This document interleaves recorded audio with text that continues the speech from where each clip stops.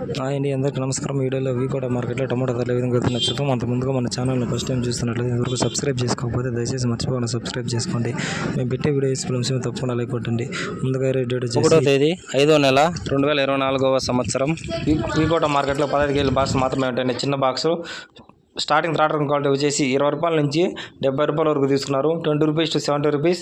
ఇంకా సెకండ్ రకం విషయానికి వస్తే 80 రూపాయల నుంచి 150 రూపాయల వరకు తీసుకున్నారు.